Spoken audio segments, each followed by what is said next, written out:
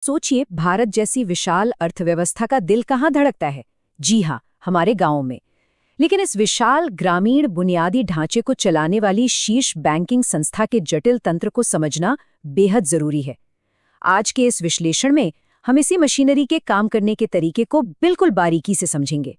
कृषि विकास के इतने बड़े पैमाने को देखकर सबसे पहले एक बड़ा सवाल दिमाग में आता है, आखिर इस विशाल ग्रामीण अर्थव्यवस्था को बनाए रखने के लिए जरूरी इस फाइनेंशियल इंजन को असल में चलाता कौन है?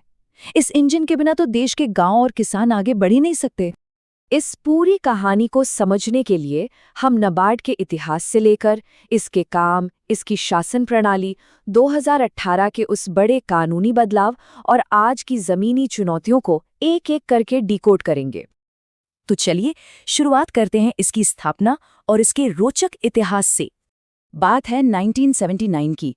CRI फाइकार्ड समिति बनी और उन्हें एहसास हुआ कि ग्रामीण ऋण के लिए ना एक बिल्कुल अलग और डेडिकेटेड संस्था की जरूरत है। बस फिर क्या था, 1981 में संसद में कानून पास हुआ और 12 जुलाई 1982 को नाबार्ड सामने आया। और आपको पता है, इस विशाल संस्था की शुरुआती पूंजी कितनी थी? सिर्फ 100 करोड़ रुपए। आज के हिसाब से काफी कम लगता है ना? अब इससे पहले क्या होता था?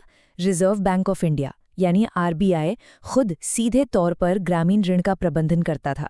लेकिन 1982 के बाद RBI के 3 सबसे बड़े कृषि विभागों ACD, RPCC और ARDC के सारे कार्यों को पूरी तरह से इस नई संस्था को सौंप दिया गया। इससे एकदम फोकस्ड विकासात्मक शक्ति का निर्माण हुआ। अब आते हैं मुद्दे की बात पर। आखिर नाबार्ड के मुख्य काम क्या हैं जो गांव की तस्वीर बदल रहे हैं? अगर हम इसके डे टू डे कामों को बांटें तो ये ब्रॉडली 3 विशाल श्रेणियों में आते हैं। वित्तीय यानी फाइनेंशियल, विकासात्मक यानी डेवलपमेंटल और पर्यवेक्षण यानी सुपरविजन कार्य।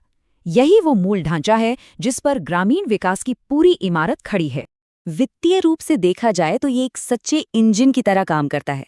फसल के लिए अल्पकालिक ऋण हो या फिर 18 महीने से लेके 5 साल से ज्यादा तक के दीर्घकालिक ऋण के लिए रीफाइनेंस देना हो, ये सब संभालता है। और हाँ, 20,000 करोड़ रुपए वाले लॉन्ग टर्म इरिगेशन फंड जैसे विशाल कोषों का प्रबंधन भी इसी के हाथों में है। स्केल वाकई बहुत बड़ा है। डेवलपमेंट की बात करें तो किसान क्रेडिट कार्ड का नाम तो आपने जरूर सुना होगा।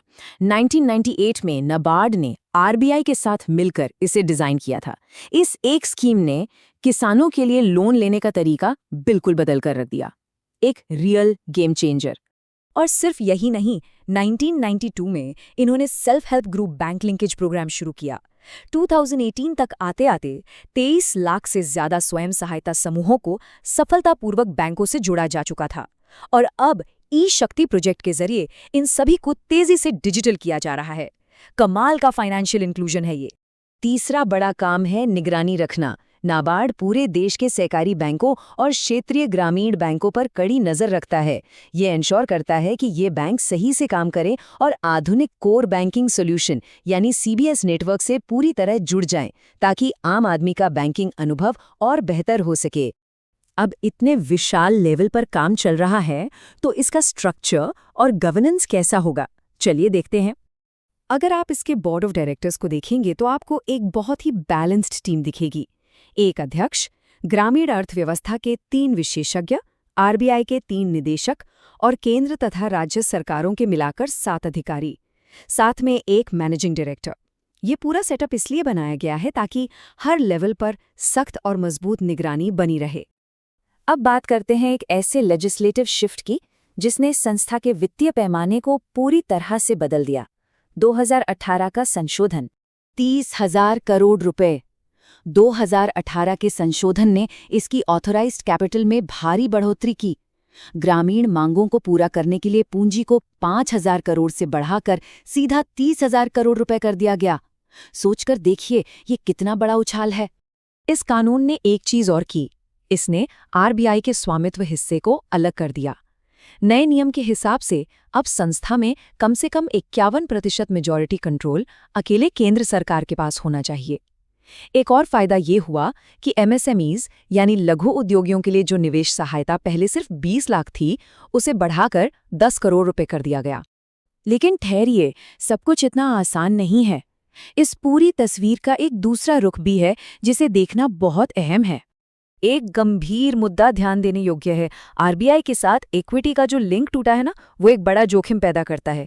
टेंशन ये है कि जब देश में कोई बड़ा कृषि संकट आएगा तो शायद सेंट्रल बैंक और नाबार्ड के बीच वो आपस का तालमेल और सहयोग थोड़ा कमजोर पड़ जाए। और हाँ, एक और आंकड़ा जो चिंताजनक हो सकता है। संस्था के संसाधनों का लगभग 80% हिस्सा अब सीधे मार्केट बोरोइंग्स यानी बाजार की उधारी से आता है। बाजार पर इस हद तक निर्भरता ग्रामीण बुनियादी ढांचे के फाइनेंस की कॉस्ट को काफी बढ़ा देती है। ये आंकड़ा तो सच में चौंकाने वाला है। ध्यान दीजिए कि उग्रवाद से प्रभावित उत्तर पूर्वी राज्यों को पूरे ऋण कोष का केवल 1% हिस्सा मिलता है, जबकि बाकी देश को 99%। ये भारी असंतुलन वहां के किसानों को और अधिक कमजोर बनाता है और उन्हें लोकल साहूकारों के मकड़े जाल में फंसने को मजबूर कर देता है। तो आखिर में सवाल यही बचता है, एक तरफ इतने विशाल प्रयास हैं और दूसरी तरफ ऐसी कठोर चुनौतियां। आने वाले वक्त में कृषि मुद्दों को हल करने के लिए संस्थागत वित्त पोषण खुद को कैसे बेहतर बनाएगा, ताकि पूरे ग्रामीण भारत को इसका सच्चा फायदा मिल सके? इस सवाल के साथ आज